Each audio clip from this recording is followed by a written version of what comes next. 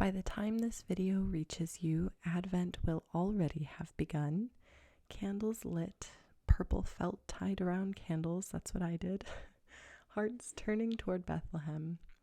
But as I sit here recording, we are still in the last stretch of November, a month filled with plenty of pumpkins and apples, crisp mornings, and the golden fleeting light of late autumn. I wanted to bring you with me into that space, into the hushed, holy pause between seasons. Because motherhood, especially Catholic motherhood, is so deeply rooted in these rhythms of nature, of liturgy, of home, of heart. Fall has a way of asking us to slow down. The trees release what they no longer need. The light fades earlier each day, and I think as mothers, we feel that invitation too, to set aside what is extra, to gather our little ones closer. As I move through my home on these cooler days, I notice how my children naturally lean in toward warmth, toward routine, toward me, and I'm reminded that the call of motherhood is not only to accomplish, but to accompany. Saint Therese talked often about doing little things with great love, and in the fall, those little things become especially tender. Zipping up coats, warming cold fingers between your own, tying laces that have trailed through piles of leaves. Every small act feels like a prayer whispered into this season. Our homes are our domestic churches, and the fall season fills them with subtle sacramental beauty. The scent of cinnamon and cloves rising from the kitchen becomes a kind of offering, a reminder of gratitude for God's abundance. The candles we light at dinner glow a little bit brighter against the earlier dusk, calling our hearts to prayer. The warm blankets and the gentle hush of the home become a shelter, reflecting the Father's sheltering love. And as the year draws closer to the quiet expectancy of Advent, fall prepares us. It softens us. It turns our gaze inward, the same way the church invites us inward, toward repentance, toward hope, toward waiting with Mary for Christ to come again. Some of my favorite moments this season have been the most ordinary. Stirring a pot of applesauce while one of my children pulls up a chair beside me, gathering armfuls of fallen leaves. We tried making a little gratitude tree. That didn't really work so well, but we gathered a lot of leaves and it was fun. We'll probably put those into the fireplace in our next fire. Reading books while the last little leaves flutter by, and I'm reminded that holiness is not always found in big plans or perfectly executed routines.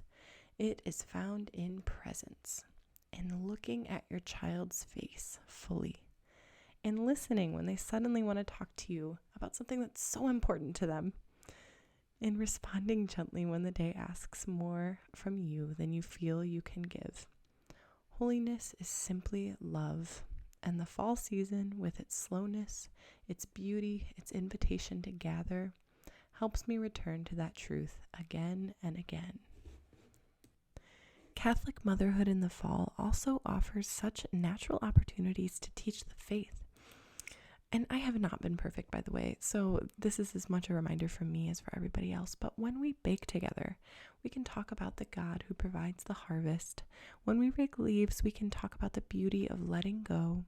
When we visit the cemetery on All Souls Day, we can pray for the faithful departed and speak about heaven with quiet hope. That was one I just didn't get around to this year with my kids, but I did go to a cemetery by myself, and I found someone that I had read about in like the newspaper archives in my town, and I found their headstone just by happenstance, and it just made me cry, but in like an okay way. Like, it was such a good reminder, like, this life I live is so blessed, but even this will come to an end. And what better time to think about that than in the fall, you know? When we walk through the woods and we see creation preparing for winter, we can talk to our kids about how God designed every season with purpose. So it makes these things, these tough conversations just a little easier, you know? It's like a natural time to talk about it. November's the month of remembering, of praying for souls who've gone before us. And this year I really found myself leaning into this more deeply. I just think there's something about fall, its beauty mixed with its fading, that makes these conversations feel so natural, even comforting. It reminds us that our life here is a pilgrimage, that the saints walk with us, and that heaven isn't that far away. So as the colors shift and the air cools, I feel my own heart shifting too. Preparing, listening, making room. And I hope the same is true for you. Fall asks us to declutter not only our homes, but our spirits, to notice what needs to be surrendered, to decide what no longer needs to be carried into this new liturgical year. And as we move from pumpkins and apples toward Advent wreaths and Christmas trees, this is a moment to breathe, to remember that Christ comes gently, quietly, humbly, and that we don't have to decorate our homes or our spiritual lives perfectly to receive him, though I am very excited to decorate. And I've already begun, truthfully. I've been really trying to be more intentional with these small pockets of autumn, to sit on the floor more, to look in the eyes of my children when they talk, to say yes to one more book, one more walk, one more snuggle under a blanket, one more trip to the park. Because the truth is, mothering is not measured in productivity. It's measured in presence, in how safe our children feel in our arms, how gently we speak when we're tired, and how consistently we turn back to Jesus when we inevitably fall short.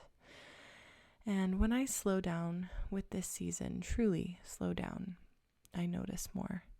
Their curiosity, their wonder, their small joys, their need for me, not as a manager of tasks, but as their mother. A mother who hopefully reflects the heart of the one who loves them infinitely more. So, as the last of the leaves fall and we step into Advent, I hope this season has given you permission to breathe, to gather, and to embrace the beautiful simplicity of Catholic motherhood.